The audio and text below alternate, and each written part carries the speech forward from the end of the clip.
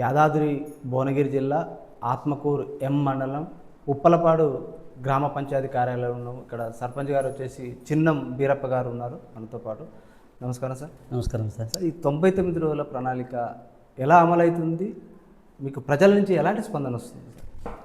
ఇది ఎందుకంటే ఈ తెలంగాణ గవర్నమెంట్ వచ్చేసి 99 డేస్ ప్రజాపాలన ప్రగతి ప్రణాళిక దాంట్లో ఒక మంచి సక్సెస్ఫుల్ ఒక విజన్ ఉన్న తెలంగాణ రాష్ట్రాన్ని ఒక విజన్గా తీసుకుపోవడానికి కాన్సెప్ట్తో తీసుకెళ్తుంది. ఇది ప్రజల్లోకి ఎందుకంటే ప్రభుత్వం ప్రవేశపెట్టిన పథకాలు ప్రజలకు చేరే విధంగా ఒక ప్రణాళికాబద్ధంగా చేస్తున్నారు. దీంట్లో ఇది చాలా మంచి స్పందన ఉంటుంది. దీనివల్ల నుంచి ప్రజల నుంచి స్పందన మంచిది. ఎందుకంటే డైరెక్ట్ నేరుగా వాళ్ళు ప్రభుత్వానికి మనం గ్రామసభ పెట్టేసినప్పుడు వాళ్ళు క్వశ్చన్ చేస్తున్నారు. ప్రజలు వాళ్ళకు ఉన్న ఇబ్బందులు ఏమున్నాయి, వాళ్ళకి కావాల్సిన అవసరాలు ఏమున్నాయి అని చెప్పి వాళ్ళు తెలియపరుస్తున్నారు. దానివల్ల ఏంటంటే దీంట్లో వాళ్ళకి ఏవే రిక్వైర్మెంట్స్ అవసరాలు ఉన్నాయో దాన్ని తీర్చడానికి అనుకూలంగా మేము ఒక పాయింట్ వైజ్ తీసుకొని దాన్ని తీర్చడానికి సిద్ధంగా ఉంటున్నాం. సార్, ఈ ప్రణాళిక ప్రజల నుంచి ఎలాంటి స్పందన వచ్చింది? ఏ విధంగా పురోగతి సాధించాలంటే ఏం చెప్తారు ఒక సర్పంచ్గా? దీంట్లో వచ్చేసేసి అంటే ఇప్పుడు రోడ్డు భద్రతా విషయాల కోసం వచ్చినాయి. దాని గురించి ప్రజలకు అవేర్నెస్ తీసుకొచ్చింది. ఎందుకంటే ప్రతి ఒక్కరికి బైక్స్ మీద వెళ్తున్నారు, వితౌట్ హెల్మెట్ లేకుండా వెళ్తున్నారు, వితౌట్ లైసెన్స్ లేకుండా తిరుగుతున్నారు. దానిపైన వీళ్ళకు అవేర్నెస్ తీసుకొచ్చాం. ఎందుకంటే ఓవర్ స్పీడ్ పోకుండా వచ్చేది. ప్లస్ ఇంకా ఏమంటారు మనకు ఈ మత్తు పదార్థాలపైన కూడా అవగాహన. ఎందుకంటే ఈ రోజుల్లో ఎందుకంటే సిటీలకి పరిమితమైన ఉన్నాయి. అలాంటి ఇప్పుడు మన విలేజ్లలో కూడా కల్చర్ ఏర్పడుతుంది. దానిపైన కూడా అవగాహన కల్పించడానికి అవేర్నెస్ తీసుకొస్తామండి దీంట్లో. సార్, యువత నుంచి ఎలాంటి స్పందన వస్తుంది? ఏమైనా మార్పు కనిపిస్తుంది అంటారా? దీంట్లో తప్పని మార్పు అనేది ఉంటుందండి. దీంట్లో ఎలాంటి చైతన్యం ఉంది యువతలో? అంటే ఇప్పుడు ఏదైతే చదువుకోవడానికి ఏమైనా ఇక్కడ గ్రంథాలయ ఏర్పాటు ఏమైనా ఉందా? అంటే ఇది మాది ఒకటి చిన్న విలేజ్ సార్. దీంట్లో ఎందుకంటే మా ఊర్లో వచ్చేసి ఏంటంటే విద్యార్థులు తక్కువ ఉన్నారు. దానిపైన మనకు విద్యార్థులు మన ప్రభుత్వ పాఠశాలకు నేర్పించాలని చెప్పి బడిబాట కార్యక్రమం అని చెప్పి చేపించాం. దాన్ని కూడా వీళ్ళకి మా ప్రజల నుంచి కూడా కొద్దిగా అవేర్నెస్ తీసుకొచ్చి చేపించేసాం సార్. అది మీరు సర్పంచ్గా చేయాలనే ఆలోచన ఎందుకు వచ్చింది?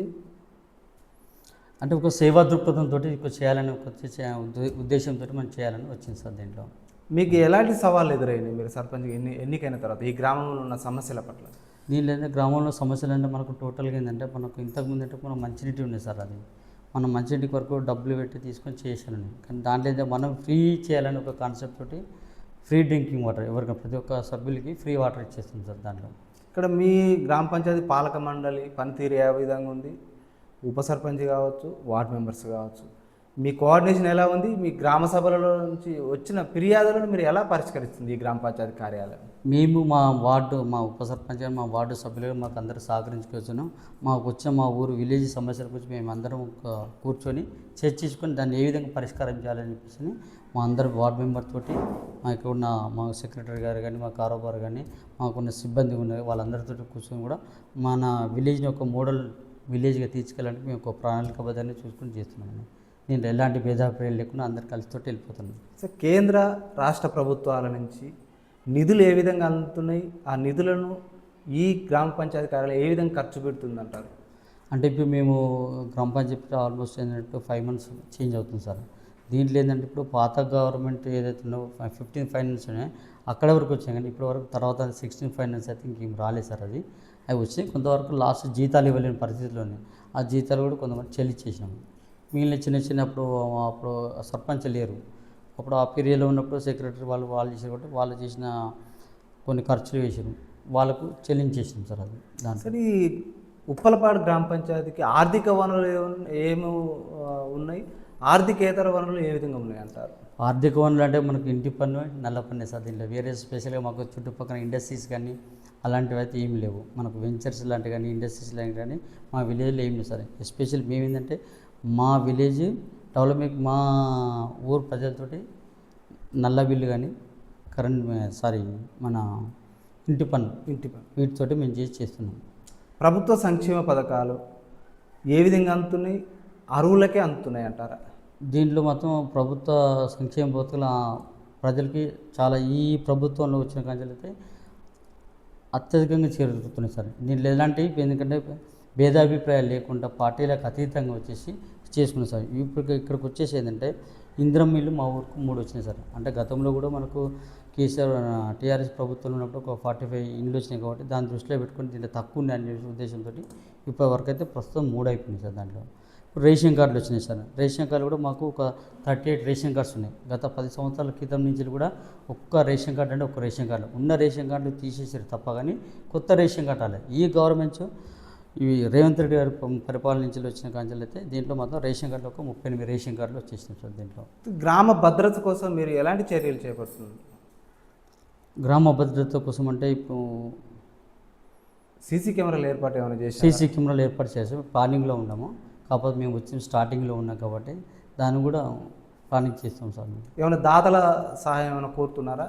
ప్రజెంట్ ఇప్పటివరకు అట్లాంటి లేదు. మేము ఇప్పుడు స్టార్టింగ్ బేస్లో ఉంటున్నాం కాబట్టి ఆ టైంకి వచ్చేసి అందరు మా ఊర్లో కూడా అందరూ ఉన్నారు. ప్రతి ఒక్కరు కూడా స్వచ్ఛందంగా ముందుకు వచ్చేందుకు సిద్ధంగా ఉంటారు. ఆ టైంకి వచ్చి ప్రణాళిక చేద్దామని చెప్పేసి చేసినాము. దాంతోపాటు ఏంటంటే ఇప్పుడు మనకు ఒక కమ్యూనిటీ భవన్ అంగన్వాడీ వచ్చి బిల్డింగ్ శాంక్షన్ అయిపోయింది. అది కూడా కంప్లీట్ అయిపోతుంది, దగ్గరకు వచ్చింది.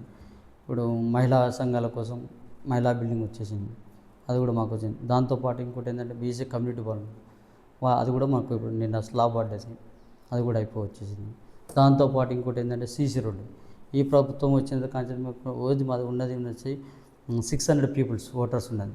దాంట్లోనే మాకు వచ్చేసి ఏంటంటే 25 lakhs మాకు సీసీ రోడ్స్ కంప్లీట్ అయిపోయింది. ఆల్మోస్ట్ ఇంకొక 15 lakhs 20 lakhs వచ్చేసి టోటల్ కంప్లీట్ అయిపోతుంది మాది. ఇక్కడ విద్యా వైద్యం ఏ విధంగా అమలు అవుతుంది? విద్యా కార్డుకి వచ్చేసరికి ఏమవుతుందంటే సార్ కొన్ని నిర్ణయాల వల్ల గత ప్రభుత్వం అనుకో ఇంకో ముందు ప్రభుత్వాలు తీసుకున్న నిర్ణయాల వల్ల ప్రభుత్వ పాఠశాల రావడానికి కొంచెం సుముఖంగా చూపించలేకపోతారు తల్లిదండ్రులు. దానిపైన కూడా మేము అవగాహన కల్పిస్తున్నాం.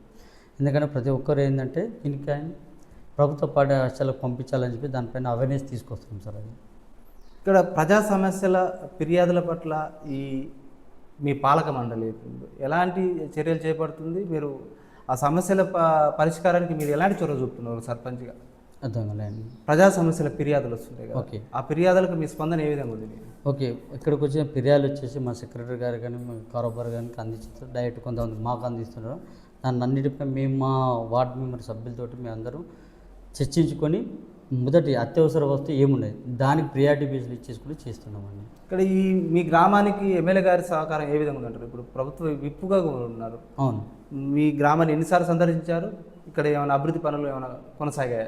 చేశారండి. ఇప్పుడు అదే అండి, ఇప్పుడు ఎమ్మెల్యే గారు వచ్చిన తర్వాత వచ్చేసి మనకు వచ్చి అంగన్వాడీ బిల్డింగ్ శాంక్షన్ అయిపోయింది. దాంతోపాటు మహిళా బిల్డింగ్ శాంక్షన్ అయిపోయింది. దాంతోపాటు బీసీ కమ్యూనిటీ భవన్ శాంక్షన్ అయిపోయింది. ఇప్పుడు 25 lakhs సీసీ రోడ్స్ అయిపోయినాయి. దాంట్లో వారి ప్రోత్సాహం మేము మరవరాకుండానే ఉన్నది. ఇంకా ముందు కూడా మేము అడిగి కూడా చేయడానికి సిద్ధంగానే ఉన్నారు. ఇంకా పింఛన్లు అరువులు ఉన్నారంట, ఇంకా వాళ్ళకు అంత లేవని అంటున్నారు. మరి వారికి ఎప్పటిలోగా అందే అవకాశం ఉంది? ఇప్పుడు సార్ ఇప్పుడు ప్రభుత్వం నిర్ణయం June 2 నాడు తోటలో కొత్త పింఛన్ చేయడానికి ఆస్కారం ఉన్నది. రేపు ఈరోజు మా రేవంత్ రెడ్డి గారు ఇక్కడ గుట్టకు వస్తున్నారు సీఎం గారు. దాంతోపాటు June 2 రోజు కొత్త పింఛన్ చేయడానికి ఆస్కారం ఉన్నది. ఇప్పుడు అందరూ అప్లికేషన్ తీసుకోమని కూడా చెప్పేస్తున్నాం మేము. దాన్ని కూడా మీకు ఈరోజు దండోర కూడా చెప్పేసిస్తాం. ఎవరైతే అర్హులైతే ఉన్నారో వాళ్ళందరికీ అప్లికేషన్ చేసుకోవాలని చెప్పేస్తున్నాం. మహిళా సంఘాల బలోపేతానికి మీ పంచాయతీ కార్యాలయం ఎలాంటి సపోర్ట్ ఇస్తుంది? వారికి అభివృద్ధి కోసం మీరు ఎలాంటి కృషి చేస్తుందంటారు? మహిళా సంఘాల కోసం ఉన్న సార్ చిన్నగా ఏంటంటే మాకు ఇంతకుముందు ఐకేపీ సెంటర్ లేకుండా సార్ ఐకేపీ సెంటర్ మహిళా సంఘాల వాళ్ళకి ఇచ్చేస్తాం సార్. వాళ్ళే చేస్తున్నారు. ఇంతకుముందు కంటే ప్రైవేటు వ్యక్తులకి వెళ్ళేది వడ్లు అనేది అలాంటి కాకుండా మా మహిళా సంఘాలకు అప్పయిపోతుంటే ఆ సంఘాలన్నీ బలోపేత పడుతుంటాయి. దాంతోపాటు ఇక్కడ ఉన్నట్టు మా వాళ్ళకు ఇప్పుడు మనకు పని కల్పించబడతాయి. హోమాలు చేయడం కానీ ట్రాన్స్పోర్టేషన్ ప్రత్యక్షంగా పరోక్షంగా కొంచెం లబ్ధి చేకూరుతానే ఉద్దేశంతో ఎమ్మెల్యే గారితో మాట్లాడేసి మా చిన్న గ్రామ పంచాయతీ అని కూడా ఒకసారి మాట్లాడి ఇమీడియట్గా మాకు ఒక ఐకేపీ సెంటర్ మాకు చేసినాం. దాన్ని కూడా మేము వారికి మా ఎమ్మెల్యే గారు కానీ ఈ ప్రభుత్వానికి కూడా మేము ధన్యవాదాలు తెలియజేస్తున్నాం. సార్, ఈ గ్రామ అభివృద్ధి విషయంలో కావచ్చు, ఈ గ్రామాన్ని ఆదర్శ గ్రామం వైపు తీసుకెళ్లే విషయంలో కావచ్చు, మీ సర్పంచ్గా మీ కృషి ఏ విధంగా ఉంటుంది? మీ విజన్ ఏ విధంగా ఉందంటారు? అంటే గతంలో కూడా మేము మా గ్రామం కూడా ఆదర్శ గ్రామ పంచాయతీ సరే. ఈరోజు మేము కూడా మాకు కూడా ఒక విజన్ ఉన్నది. మా ఉత్తమ గ్రామ పంచాయతీ తీసుకోవాలని మా ఒక సంకల్పంతో ఉన్నాము. మా మెంబర్స్ కానీ సెక్రటరీ కానీ మా అందరి మా ఊరు ప్రజలందరి సహకారంతో తీసుకెళ్ళి ముందుకెళ్తామని వాళ్ళ కోసం అయితే ఒక 5,000 చెట్లు ఆల్రెడీ నర్సరీలు మేము పెంచుతున్నాం సార్. దీనికోసం కూడా మేము ప్లానింగ్ చేస్తున్నాం సార్. ఎక్కడెక్కడ రోడ్ సైడ్ ఎక్కడ ఉండాలి, ప్రభుత్వ ల్యాండ్స్ ఎక్కడ ఉన్నాయి, దానిపైన మేము చేయడానికి మేము ఒక ప్రణాళిక చేసుకుంటున్నాం సార్. దానిపైన హరితహారం పైన మీరు ఇక్కడ ఈ గ్రామానికి సేవా కార్యక్రమాలు కూడా చేస్తున్నారని తెలిసింది మాకు, ప్రజలు మాకు చెప్పిన విషయం. మీరు ఎలాంటి సేవా కార్యక్రమాలు చేస్తున్నారు, మీరు చేయాలనే ఆలోచన ఎందుకు కలిగింది? అంటే ఇప్పుడు ఎంత ఉండదని ముఖ్యం కాదు కదా సార్, ప్రజల కోసం సేవ చేయడం అని చెప్పి ఒక సేవా దృక్పథం చేయాలనే ఉద్దేశంతో చేస్తాం సార్. ఎందుకంటే ఇంతకుముందు మంచినీటి అన్ని దాంట్లో మన నీరు దానం కూడా చాలా మంచిది. ఎందుకంటే ఇంతకుముందు గతంలో చాలా ఫేస్ చేసినాం మేము.